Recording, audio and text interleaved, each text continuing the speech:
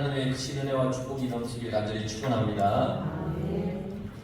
우리가 레위기를 쭉 이제 계속 보고 있는데 레위기 1장에서 7장까지는 제사법에 관한 말씀입니다. 우리가 하나님 앞에 나아갈 때 어떻게 나가야 하는지를 가르쳐주고 또 거룩하게 나가야 한다는 것을 말씀을 통해서 우리에게 가르쳐 주었습니다. 하나님께서 정해주신 대로 하나님 앞에 나아가서 제물을 드리고 회개해야 하는 것, 이게 1장에서 7장까지 제사법에서 레위기가 우리에게 가르쳐주고 있는 것이고, 8장에서 10장까지 말씀은 제사장에 관한 말씀입니다. 하나님께 제사를 드릴 사람을 세워서 제사장으로 위임을 하지요. 그리고 이스라엘의 레위 지파를 제사장 지파로 하나님께서 세우십니다. 그래서 그들은 가나안 땅에 들어갈 때 땅에 분배가 없습니다. 그들에게는 레위 지파에게는 땅을 주지 않습니다. 하나님의 일에만 전념해야 되기 때문이죠. 이들은 제사 후에 또 그 제물을 먹을 수 있는 그런 사람들입니다. 그리고 11장부터 22장은 정함과 부정함에 대한 이야기를 했습니다. 꽤 많이 했죠. 정함과 부정함에 대한 이야기. 하나님께서 정한 것과 부정한 것을 구분하시고 정한 것만 먹게 하셨어요. 우리의 삶의 모든 부분에 있어서, 특히 의식주의에 있어서 정결해야 한다는 것을 말씀해 주셨어요. 왜냐하면 공동체 생활을 해야 되기 때문에 그것이 정결해야 되는 겁니다. 안 그러면 모두가 오염될 수 있기 때문에 우리의 삶의 기본이 되는 것부터 정결하게 하셨어요. 그래서 우리의 삶의 기본이 부정하면 우리의 삶 전체가 부정한 영향을 받기 때문이죠. 성도들 한 사람 한 사람이 정결해야 됩니다. 그렇지 않으면 교회 전체가 오염되기 때문에, 그래서 모두가 정결해야 되는 거죠. 그래서 부정한 것, 오염된 것이나 사람을 접촉하지도 못하게 했습니다. 왜냐하면 오염될 수 있으니까. 그것으로 인해서 내가 부정해질 수도 있기 때문에. 하나님께서는 우리가 하나님의 자녀로서 거룩하게 살기를 원하십니다. 그래서 우리의 생각, 말, 행동, 먹는 것, 입는 것, 내가 살고 있는 집, 이 모든 것이 정결하게 유지될 수 있도록 우리는 노력해야 되는 겁니다. 하나님께서 그렇게 하라고 하셨습니다. 그리고 오늘 23절부터 마지막 절까지는 절기와 날에 대한 말씀입니다. 하나님께서 정해주신 절기와 날들이 있는데 그걸 우리가 잘 지켜야 된다는 겁니다. 하나님께서 정하신 절기와 날을 지키는 것도 하나님의 날 절기를 정결하게 하는 겁니다.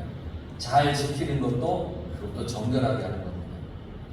레위기는 우리가 정결하게 살아야 한다는 것을 끊임없이 말해주고 있습니다. 정결하게 살아야 한다. 우리의 삶이 신앙에 있어서 가장 기본되는 겁니다. 내가 정결하게 살아가야 하는 것. 그러니까 여러분, 우리는 하나님 앞에 나올 때나 세상에서 살 때나 항상 하나님의 말씀에 순종해서 정결한 하나님의 자녀가 되어 살아가야 되는 겁니다. 교회에서뿐만 아니라 세상에 살아갈 때도 마찬가지라는 겁니다. 오늘부터는 하나님의 절기들에 관한 말씀을 우리가 나눌 겁니다. 1절에 보면 여호와께서 모세에게 말씀하여 이르시되, 하나님께서 모세에게 친히 말씀하셨습니다. 그러니까 이 말씀은 어떻게 해야 되는 거예요? 반드시 지켜야 되는 거예요. 하나님께서 친히 말씀하셨어요. 2절에 이스라엘 자손에게 말하여 이르라. 이스라엘 자손에게 하나님께서 친히 하실 말씀이에요. 친히 하시는 말씀이에요. 모세를 통하지만 하나님이 친히 하실 말씀. 또한 이 말씀은 지금 나에게 하시는 말씀이기도 해요. 무엇을 말씀하고 계세요? 2절에 계속 보면 이것이 나의 절기들이니, 지금 하나님께서 하나님의 절기들을 이스라엘 백성들에게 선포하라고 그렇게 말씀하고 있어요. 너희가 성회로 공포할 여호와의 절기들이니라. 여호와의 절기라고 했습니다. 하나님께서 정하신 절기입니다. 정한 거예요. 하나님께서 정하신 거예요. 그러니까 하나님께서 정하셨기 때문에 내 마음대로 할 수는 없어요. 내 마음대로 그걸 폐기할 수도 없어요. 마음에 안 든다고 내가 그 절기 못 지키겠습니다 라고도 할 수 없어요. 힘들다고 어렵다고 거부할 수도 없어요. 내가 피곤하다고, 힘들다고, 여건이 허락되지 않는다고, 나 그거 못하겠습니다 라는 핑계를 할 수 없다는 거예요. 함부로 해서도 안 되는 겁니다. 함부로 할 수 없기 때문에 이런 것들을 가볍게 여길 수도 없는 겁니다. 우리는 하나님의 말씀에 순종하면서 하나님께서 정하신 절기를 기뻐하며 그 절기를 지켜야 됩니다. 하나님의 말씀이기 때문에 기쁨으로 지켜야 됩니다. 이 거룩한 하나님의 절기를 성회로 공포할 것이라 했습니다. 성회로 공포해라. 성회가 뭐냐면 거룩한 공동체입니다. 레위기 시대의 이스라엘 공동체를 말하는 겁니다. 그들의 공동체를 성회라고 부릅니다. 오늘날은 이 거룩한 공동체가 어디예요? 교회예요. 교회. 성경은 나에게 하시는 하나님의 거룩하신 말씀이에요. 동시에 이 성경은 교회를 향한 하나님의 말씀이기도 해요. 공동체, 이 교회의 성도들이 모여서 하나님께 드리는 절기. 그러니까 공동체, 교회가 모이는 것은 그래서 중요한 겁니다. 너희들 모여서 하나님의 절기를 지켜라. 그렇게 말씀하셨기 때문입니다. 그래서 교회는 모이는 것입니다. 모이는 것. 성도들이 모이는 것이 교회입니다. 모여서 하나님의 절기를 지키는 것. 이게 교회입니다. 하나님의 날을 지키는 곳이 교회입니다. 여러분들이 오늘 이 거룩한 성일, 주일이기 때문에 하나님 앞에 모여서 이 거룩한 날을 예배를 드리며 지키고 있는 겁니다. 왜 그렇게 하십니까? 하나님께서 모여서 하나님께 예배 드리라고 하셨기 때문에 우리는 순종해서 나와서 예배를 드리는 겁니다. 이 모임은 나의 감정보다 하나님의 말씀에 순종해서 모이는 겁니다. 여러분들이 주일날 교회 나올 때 수많은 감정들이 있을 겁니다. 제가 아까. 그런데 그 감정 다 뒤로 하고 이날은 하나님께서 내게 허락하시고 명령하신 날이니까 내가 순종하면서 하나님 앞에 나오는 겁니다. 지금 하나님께서 모세에게 이스라엘 공동체에게 공포하게 했습니다. 공포라고 하는 것은 일반 대중들에게 널리 알리는 겁니다. 하나님의 절기들을 공포해서 이 절기들을 지켜야 한다라고 그렇게 전하는 겁니다. 찬송가 43장에 보면 즐겁게 안식할 날이라는 제목의 찬송이 있습니다.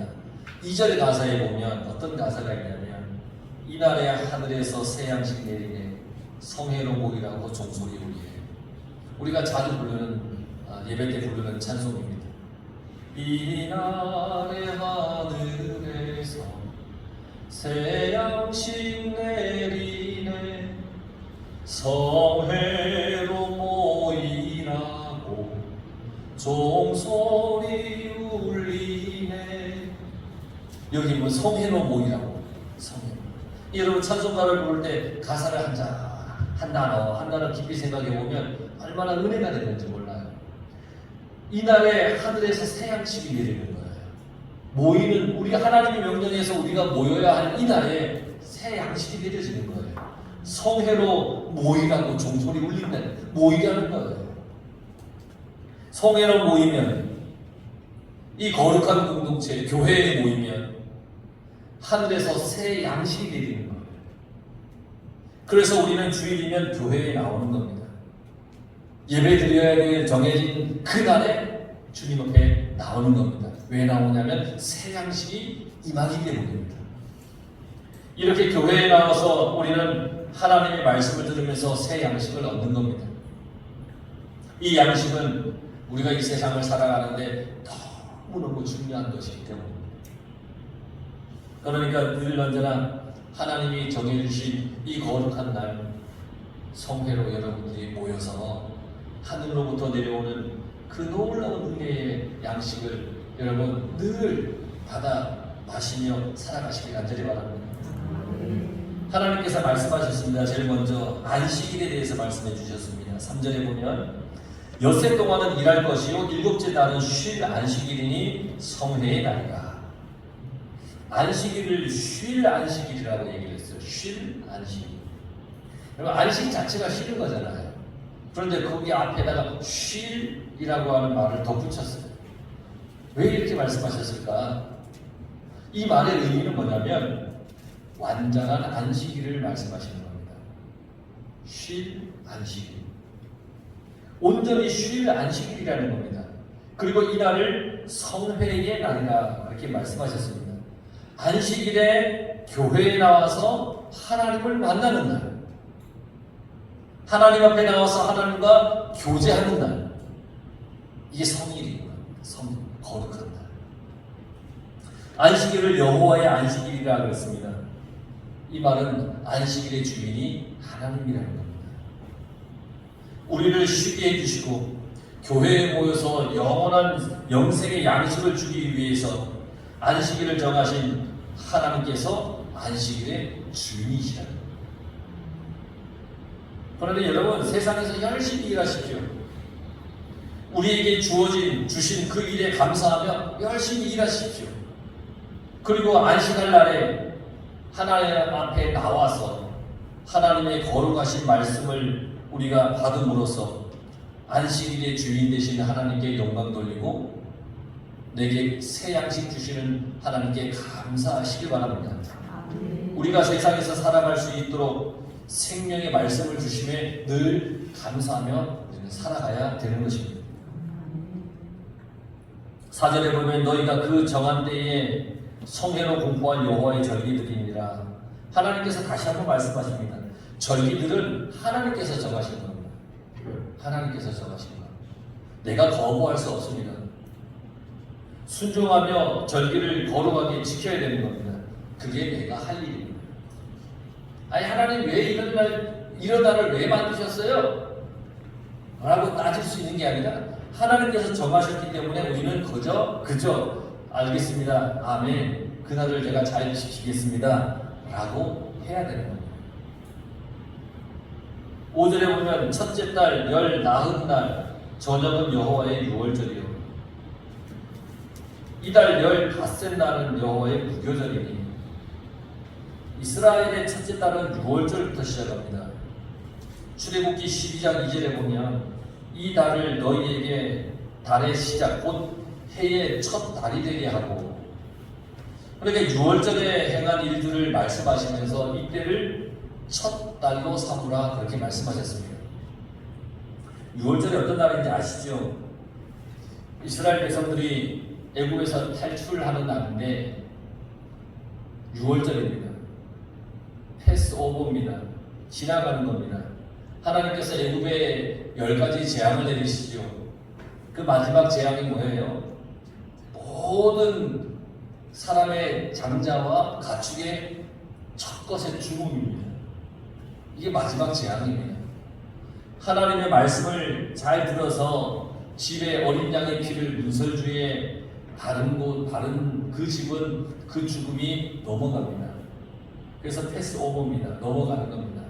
하지만 하나님의 말씀을 가벼이 여겨서 어린 양의 피를 바르지 않은 집의 장자와 가축, 모든 첫 것은 다 죽었습니다. 이스라엘 백성들은 하나님의 말씀을 순종해서 어린 양의 피를 다 발랐죠. 그래서 그들의 집의 죽음이 다 뛰어넘어갔습니다. 임하지 않았다는 겁니다. 이 날을 기념하는 절기가 유월절입니다. 이 유월절을 이스라엘 백성들은 반드시 지켜야 합니다. 하나님께서 지키라고 하셨습니다. 기념하라고 했습니다. 하나님께서 그들을 살리신 날이기 때문에 반드시 지켜서 기념해야 된다는 겁니다. 우리도 하나님께 감사하며 살아야 됩니다. 근데 내가 죄에 빠져 죽을 수밖에 없는 사람이었는데 그 죽음의 죄에서 나를 건져주신 하나님의 은혜에 감사하며 살아야 됩니다. 이 죄로 인해서 죽을 수밖에 없는 그 자리에서 나를 건져주신 그 하나님께 우리는 감사해야 되는 겁니다. 6월절에 이스라엘 백성들은 애굽에서 모두 나왔습니다. 탈출했습니다. 그리고 다음 날을 무교절로 지켜라 그렇게 하나님께서 말씀하셨습니다. 무교절은 히브리어로 하드입니다. 그 뜻은 뭐냐면 순례라는 뜻입니다. 이 말은 뭐냐면 하나님 앞에 구별되어 나간다는 얘기입니다. 구별되어 나가는 겁니다. 7절이라고도 부르고 초막절이라고도 부릅니다. 이날을. 그리고 이 무교절은 7일 동안 지켜야 됩니다. 7일 동안. 아직까지도 이 이스라엘의 그 유대교의 독실한 유대교 신자들은 이 무교절 일주일 동안 베란다에다가 천막을 치고 일주일 동안 사는 사람들이 있다고 합니다. 그러니까 무교절을 지키라고 하는 거죠. 이 기간 동안에 무교병을 먹습니다. 무교병은 누룩이 들어있지 않은, 누룩이 없는 떡입니다. 맛을 내기 위한 인위적인 무언가를 섞지 않은 겁니다. 그리고 애국을 탈출해야 하는 긴박한 상황입니다. 그러니까 누룩으로 부푼 떡을 언제 만든 것 같아 있겠습니까? 할 수 없습니다. 불가능합니다. 그런데도 상황 파악이 되지 않는 사람들이 있지 않겠습니까? 그래서 누룩을 집어넣어서 떡을 만들어 보려고 하는데 됩니까? 급히 나가야 되는데. 이게 급박한 상황인데 여전히 노예 근성으로 상황 파악이 되지 않는 그런 사람들도 있을 거라는 거죠. 그러나 하나님은 분명히 말씀하셨습니다. 너희들은 급박한 상황인데 빨리 나가라. 애국에서 빨리 나가라. 저들이 애국 땅에 있는 모든 장자와 가축의 첫것이 다 죽었기 때문에 저들은 지금 초상집이니까 너희들 나가는 것 붙잡을 그런 시간도 없고 돌아볼 어떤 여유도 없으니 빨리 나가라. 그러니까 누룩을 넣지 않는 떡을 가지고 나가라. 그렇게 말씀하신 겁니다. 빵을 부풀게 하는 누룩을 넣지 않은 그 떡이 무교병입니다. 아무것도 가미되지 않았습니다. 그래서 이것이 순결한 떡이라고도 얘기를 합니다. 아무것도 섞지 않은 겁니다. 오늘날 무교병을 먹고 무교절을 지킨다는 의미가 뭘까요? 우리가 성모사님이 누룩이 안 들어간 떡을 만들어서 교인들에게 나눠줘서 먹으라고 하면 그게 지켜지는 걸까요? 아닙니다. 오늘날 무교병을 먹고 무교절을 지킨다는 의미가 뭐냐면 타락한 우리가 하나님 앞에 순결하게 순수하게 나아간다는 얘기입니다. 세상에서 얼마나 많이 타락했고 얼마나 많은 죄에 허덕이며 우리가 살고 있습니다. 참 많은 죄를 짓고 살죠. 그런 우리에게 주일은 교회에 와서 무교병을 먹는다는 무교병을 먹는다는 것은 하나님의 말씀인 설교를 듣는 겁니다. 순수한 말씀만 듣는다는 겁니다. 하나님의 말씀은 가장 순수한 진리의 말씀입니다. 그 말씀을 듣는 겁니다.